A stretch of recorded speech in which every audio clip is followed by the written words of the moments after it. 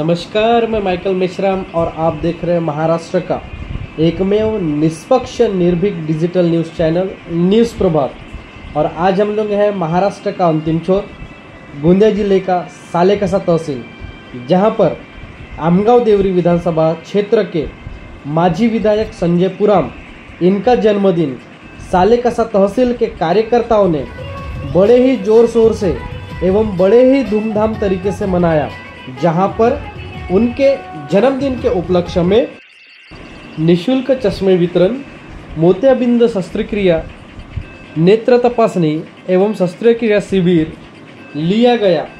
साथ ही Sanjay Puram fans club द्वारा तथा पार्टी के युवा कार्यकर्ताओं द्वारा ब्लड डोनेशन भी किया गया, जिसमें लगभग 2000 लोगों को चश्मे वितरित किए गए। आइए जानते हैं कि संजय पुराम ने अपने जन्मदिन के उपलक्ष्य में जनता से क्या बात की।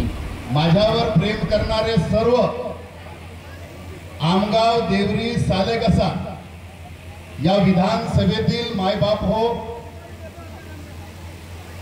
माझ्या माता भगिनींनो, माझ्या युवक मित्रांनो, गेल्या 7 दिवसापासून या कार्यक्रमासाठी अहोरात्र परिश्रम करणारे, मी एकाचा जर नाव घेतलं तो बाकीचे नाराज होतील, म्हणून मी कुणाचा नाही घेणार नाही, परंतु ज्यांनी अतिशय पोटतिडकीने हा कार्यक्रम यशस्वी व्हावा याच्यासाठी ज्यांनी सहकार्य केलं, त्या सर्वांचा मी मनापासून आभार व्यक्त करतो। 13वा वर्ष सुरू आहे आज। सविता पुराम सांगत होते, माझ्या नवऱ्याले आमदार व्हावा, कोंबडे बकरे जर तुम्ही चारत बसल्या, कोंबडे बकरे खाल्ल्या, रात्री सकाळी गायब, परंतु असा काहीतरी काम करा साहेब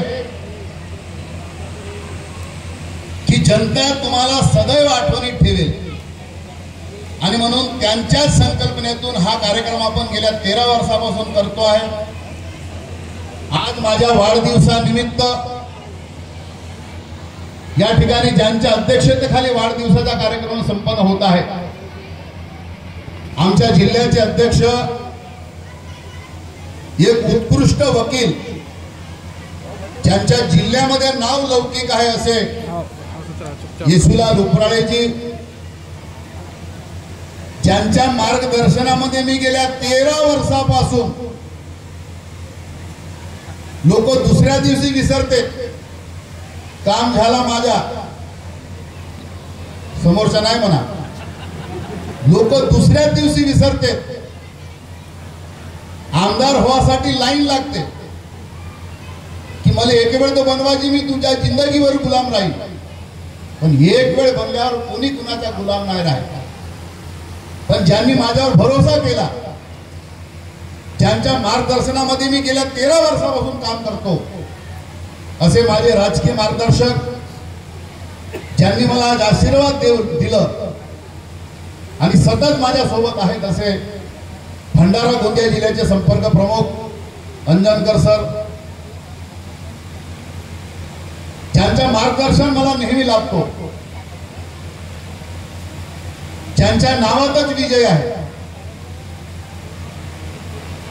या जिल्ह्याच्या ज्यांनी नेतृत्व केलं असे प्राध्यापक महादेवरावजी शिवनकर यांचे चिरंजीव आदरणीय विजयभाऊ शिवनकर, ज्यांनी आपल्या सर्वांना एक मौलिक मार्गदर्शन केला, अंदरची गोष्ट सांगू नको म्हणलो तरी जबरदस्ती सांगण्याचा प्रयत्न केला, असे गोंदिया जिल्हा परिषद अध्यक्ष माझे लहान बंधू पंकज रहांडाले, माझ्या विनंतीला मान देऊन या कार्यक्रमामध्ये आवर्जून उपस्थित झाले गोंदिया जिल्ह्याचे आदिवासी आघाडीचे अध्यक्ष आणि जिल्हा परिषद सदस्य माझे लहान बंधू हनुमंत वट्टी, मंचावर उपस्थित सालेकसा चे मंडळ अध्यक्ष आदरणीय गुमानसिंगजी उपराळे, मी त्यांच्या किती कौतुक केले तरी कमी आहे। हा कार्यक्रम सालेकसामध्ये होत आहे, हा कार्यक्रम संजयपुराम आयोजित आहे, पण सर्वात जास्त जर प्रेशर जर कोणावर पडला असेल तो नंबर 1 गुमान सिंह जी उपराड़े। मैं जानता हूं, मेरे को सब मालूम है, चिंता मत करो, मैं तुम्हारे साथ हूं, पूरा पार्टी आपके साथ है। आणि ज्यांना या कार्यक्रमाच्या विषयी काहीच माहित नव्हता, पण जबरदस्तीमध्ये टार्गेट, रजिया फस गई गुंडों में, जबरदस्तीमध्ये या शाळेचे संचालक माझे परम मित्र आणि डॉक्टर राजेंद्र बडोले, मंचावर माझे सर्व सभापती, जिल्हा परिषद सदस्य, उपसभापती, नगर पंचायतचे अध्यक्ष, सदस्य सगळे उपस्थित आहेत। मी सर्वांचे मनपूर्वक आभार व्यक्त करतो, परंतु पत्रकार बंधूंनी मी हात जोडून विनंती करतो, जी मी इथे बोललेला आहे तेच उद्या छापाल, नाही तर बड़ी गडबड होते। एडिटिंग करू करू करू करू जो नाही बोलले तो भी टाका, कारण मी भोगलो, मी बहुत वेळा व्हायरल झालो, आता मी व्हायरल व्हायच्या तयारीत नाही आहो।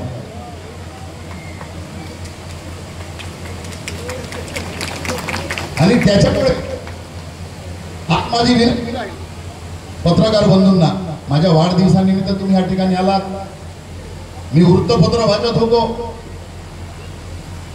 सगळीकडे आपण अतिशय ताकदीनं या कार्यक्रमाला उचलून धरले, परंतु खऱ्या अर्थानं जे गेल्या 21 वर्षापासून माझा नवरा आमदार झाला पाहिजे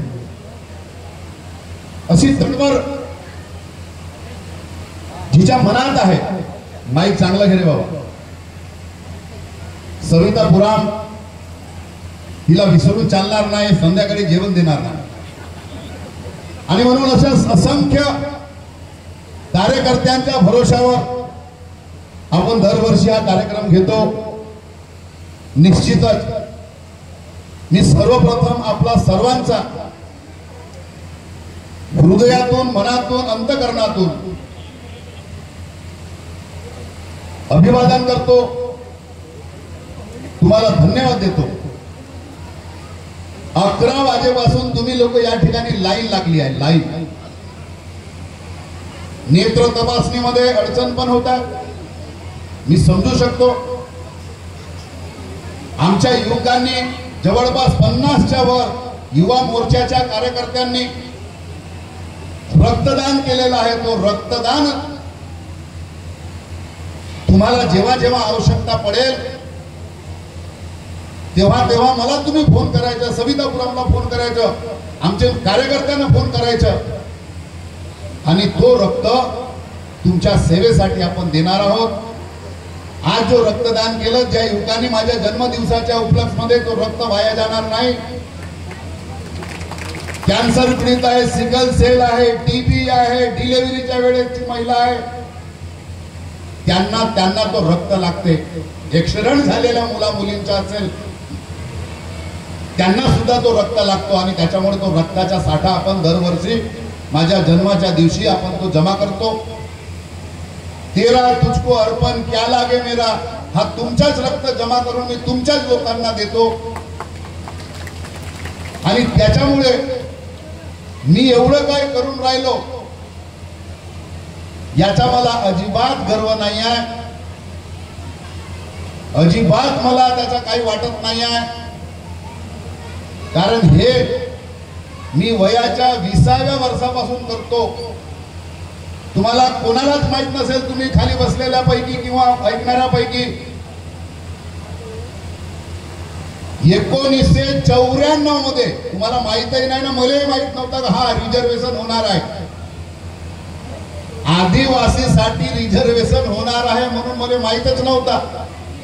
मी आमदार होणार आहो हेही मला माहित नव्हता, पण इकडे कलाकार बसले आहेत, वीरेंद्र रंजनकर गुरुजी यांच्या 1994 पासून माझ्यावर डोळा होता, पण मलाच माहित नव्हता का हे मला काऊन पाहून राहिले, यायले भी माहित होता का नाही तर माहित नाही, पण नेहमी माझ्या विषयी चर्चा करायची, हा पोरगा कडपात नसे याले गोहन मध्ये आणा। मी गोहूनच्या बाहेर होतो, गोहूनच्या बाहेर येतात त्याला खोंड्या म्हणतात, मी गोहूनच्या बाहेर होतो, हे नेहमी अंजनकर सर म्हणत होते, दुसऱ्याला सांगत होते, मला नाही सांगत होते. अबे ह्या पोराला काही समजवा रे, अबे याला गोहना ताना गोहना. या पोरामध्ये मला काहीतरी दिसते, हा काहीतरी करू शकते. कारण यांना माहित होता रेकॉर्ड कोणी करू नका. आदिवासीवर जेव्हा अन्याय झाला होता त्यावेळेस भंडारा जिल्हा होता आणि त्यावेळेस आदिवासी मुला मुलींचे वसतिगृह भंडारा आणि नागपूरमध्ये झाले पाहिजे. माझी मुलगी माझा मुलगा शिकला पाहिजे म्हणून मोर्चा झाला.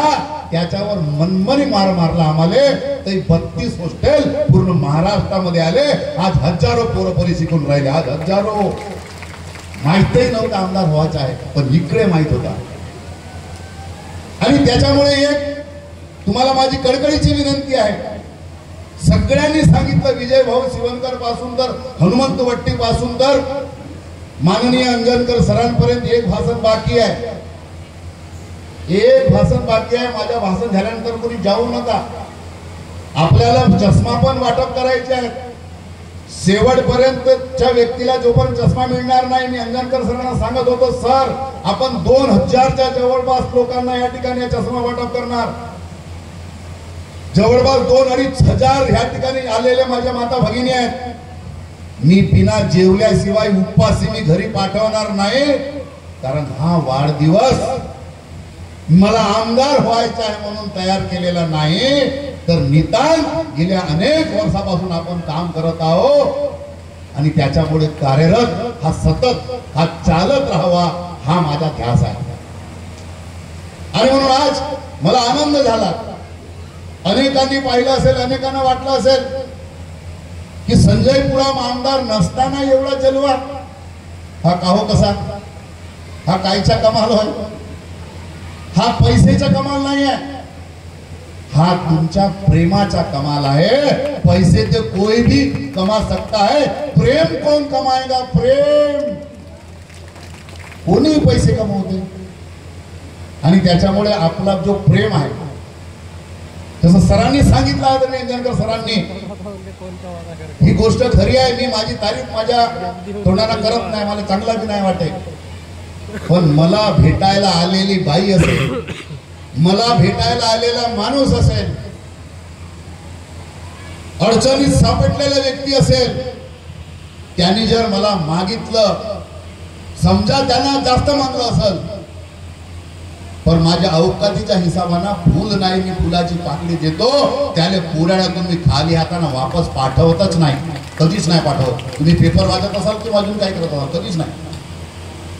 मला डुप्लिकेट काम जमत नाही, देखा सेकी मी करत नाही. त्यांना जमवलं म्हणून मी बी जमवीन असं आपल्याला जमे नाही, कारण पैदाशीच गुण तसे आहेत. राजकारणामध्ये लोक अप्पट कपट धूर्त दुनियाभरचे सुरत राहते. माझ्या गुरुनी अंजनकर सरांनी सांगितलं, संजय तू जसा आहेस तसाच राह. तू भडभडे आहेस, तुझ्या मनात काही पटत नाही, पचत नाही, तू सांगून देतेस. एका दिवशी तुझ्या मौत कोटी आहे ते बी तू सांगून देशील.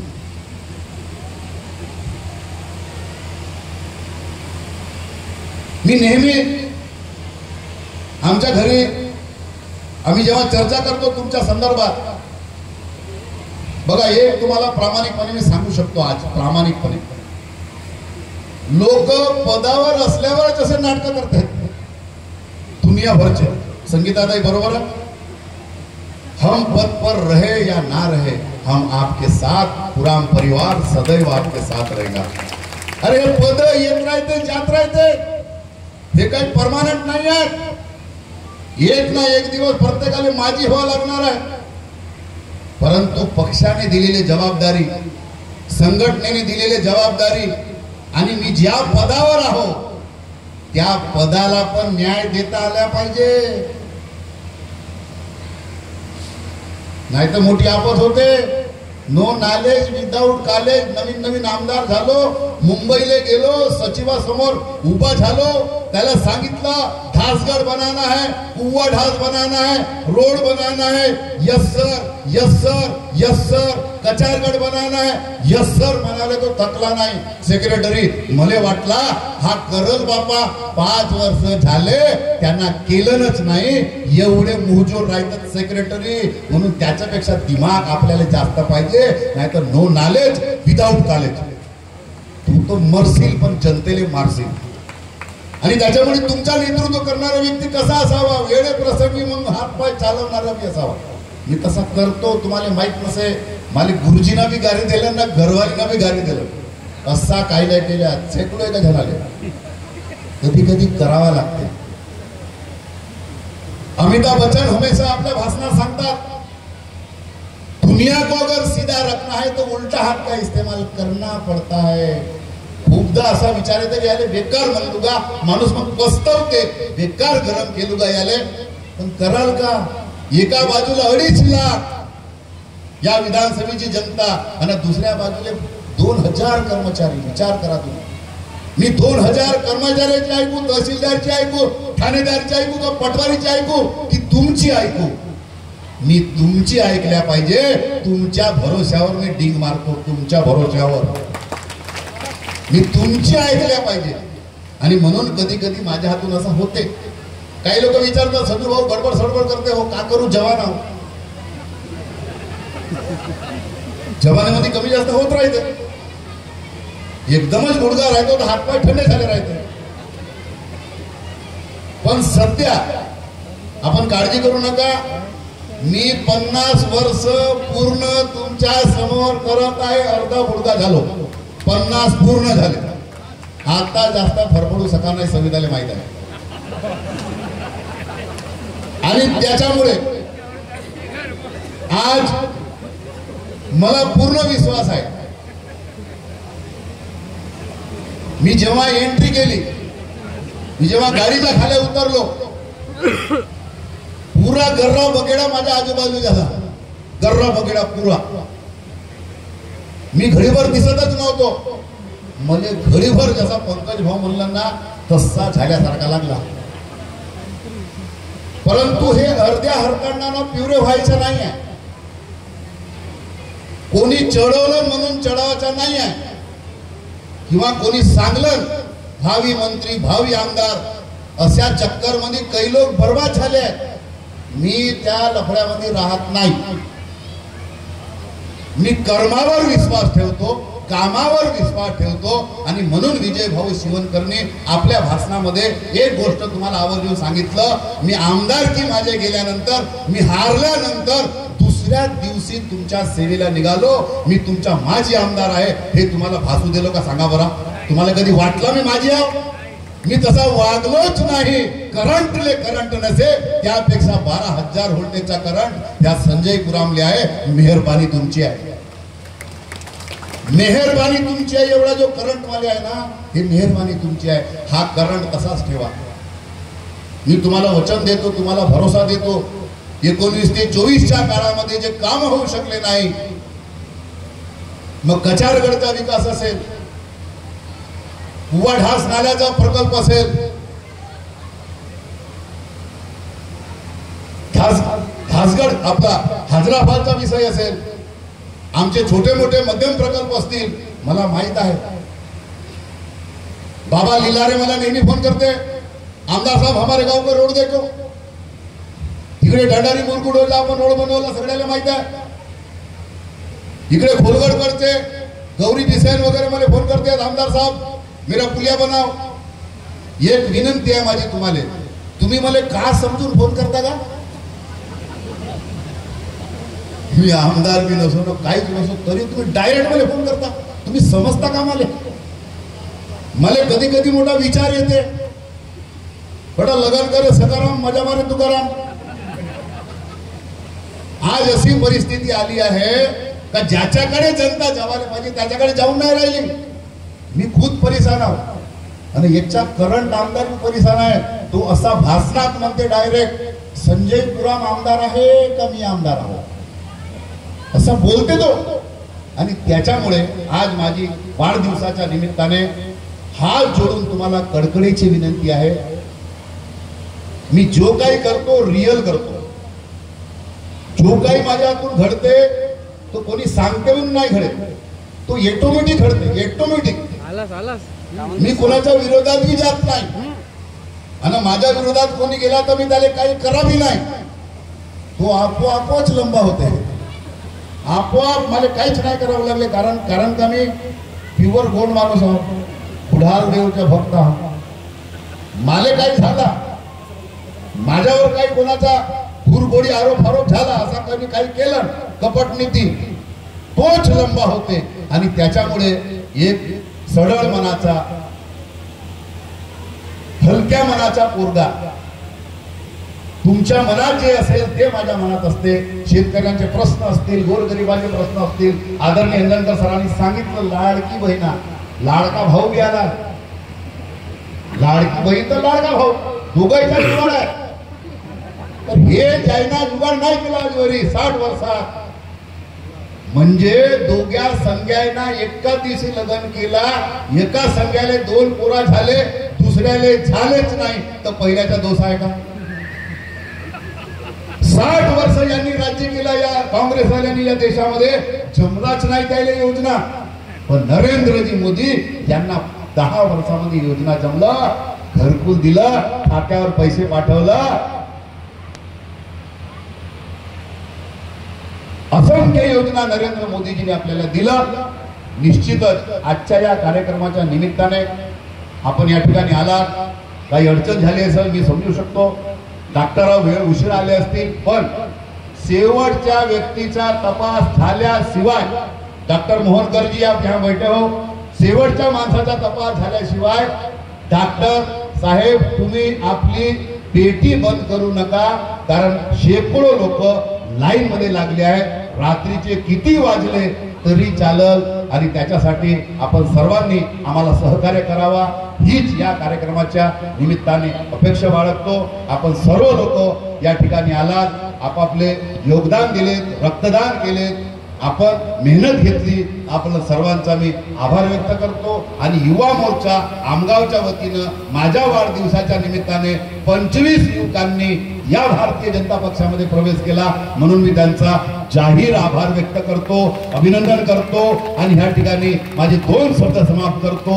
जय हिंद, जय भीम, जय भारत, जय श्रीराम, सत श्री अकाल, खुदा हाफिज, भारत माता की, भारत माता की।